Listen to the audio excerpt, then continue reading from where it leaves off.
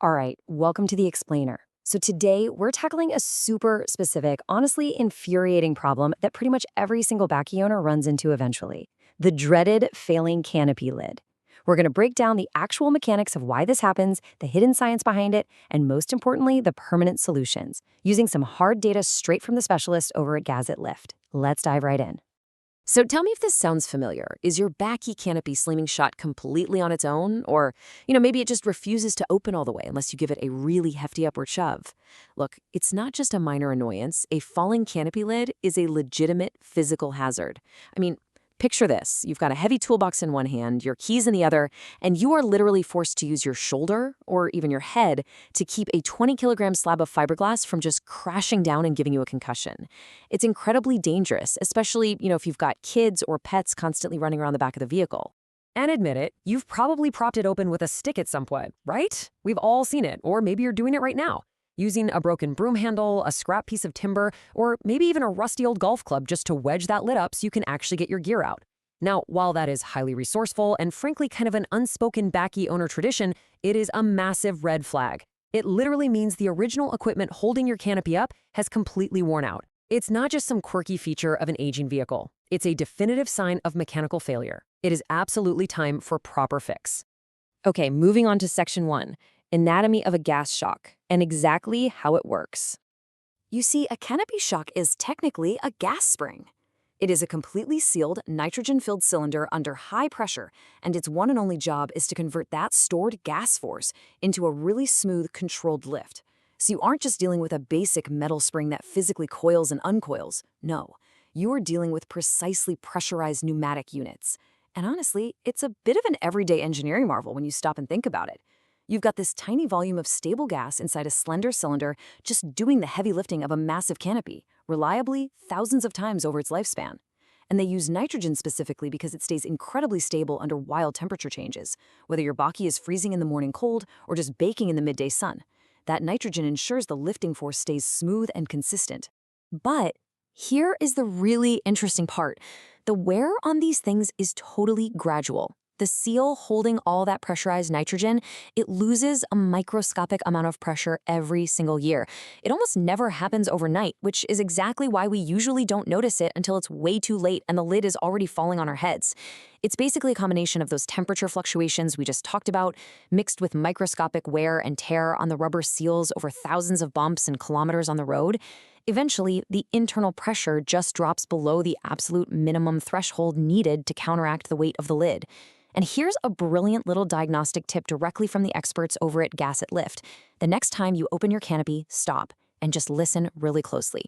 If you hear a faint hissing sound as the rod extends, well, that's your confirmation.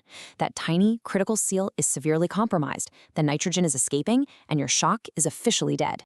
Which brings us to part 2, the regassing myth and why it totally fails.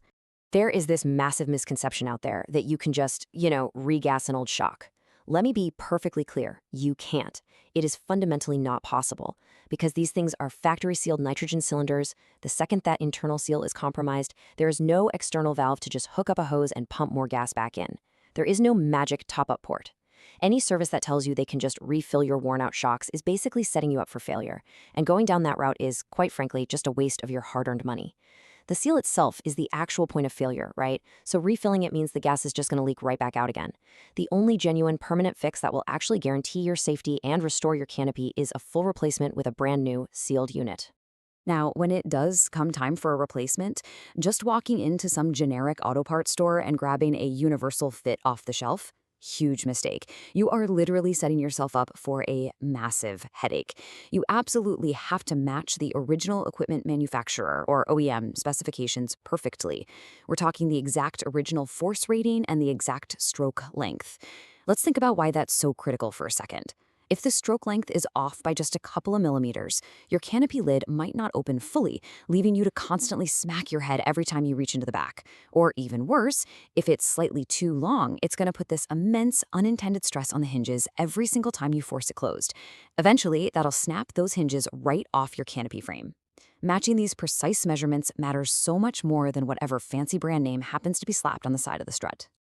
All right, section 3, finding the perfect fit and measuring your shocks. Taking all the technical guesswork out of this is actually surprisingly simple, and you can easily do it yourself in 4 really straightforward steps. First up, you'll need to measure the extended length. This is just end-to-end, with the shock fully open. But hey, crucial safety tip here. Please make sure that heavy canopy lid is safely supported by a friend or at least really securely propped up while you do this so it doesn't suddenly slam down on your hands. Okay, second, you measure the compressed length, which is obviously when the shock is fully closed. Third, jot down the ball stud size at each mounting point. For most standard bakkie canopies, this is usually going to be 10 millimeters, but definitely double check it. And finally, you just need to estimate the weight of the lid itself. Oh, and actually, here's one super important bonus detail to remember before you wrap up. Always double check whether your specific canopy design uses 1 or 2 shocks per side. It sounds obvious, but you'd be surprised how easy it is to miss. Now, that weight estimation directly translates to the force rating you're going to need, which is measured in newtons, or just N. Looking at this data from Gas It Lift, it perfectly illustrates the stark contrast between different vehicle setups. Look at how a lightweight fiberglass lid only needs a force rating of around 150 to 250 newtons. That's, relatively light. But if you're running a heavy-duty commercial canopy or maybe a solid steel double cab lid, the physics change completely. You are suddenly asking that tiny little cylinder to support upwards of 400, maybe even 600 newtons per shock just to hold that heavy metal safely up in the air. If you put a fiberglass-rated shock on a heavy steel canopy, I guarantee you that heavy lid is coming crashing down the very second a breeze hits it. It just perfectly illustrates exactly why a generic one-size-fits-all shock is a terrible and frankly dangerous idea. And that leads us to Section 4, the ultimate replacement solution with Gas It Lift. So, you've got your measurements and you understand the specific force rating you need. What is the next step? Well, this is exactly where Gas It Lift steps in to turn all of that technical measurement data into a totally seamless, permanent fix for both factory-fitted and aftermarket canopies. They provide exactly what we just talked about, the precise force rating and the exact OEM specifications, tailored specifically for your setup. And honestly, in a market that is just absolutely flooded with cheap, knockoff generic parts that tend to fail after like a month of use, it is incredibly reassuring that every single shock they supply comes with a rock-solid 24-month warranty. For folks who rely on their bakkies for daily work and just literally cannot afford to have a dangerous, non-functional canopy for weeks on end, the convenience is pretty unmatched. They offer nationwide courier delivery across South Africa with same-day dispatch if you get your order in before noon. Plus, if you happen to be in Gauteng, they even offer in-person installation. They aren't just guessing here. They are supplying the correct, guaranteed fixes for bakkies, 4x4s, and even heavy boot lids and trailers that are showing these exact same wear patterns. Which leads us perfectly to our final thought for today. Why on earth would you struggle with a slamming canopy any longer when the absolute perfect permanent fix is literally just a measurement away? Seriously, it is time to officially retire the trusty wooden stick. Your head and definitely your frustration levels will thank you for it. The science is simple, taking the measurements is totally straightforward, and getting the exact OEM specification is easier and more accessible now than it's ever been. Thank you so much for joining me on this explainer. Go get measured up, get the right shock, and finally stop the slam for good.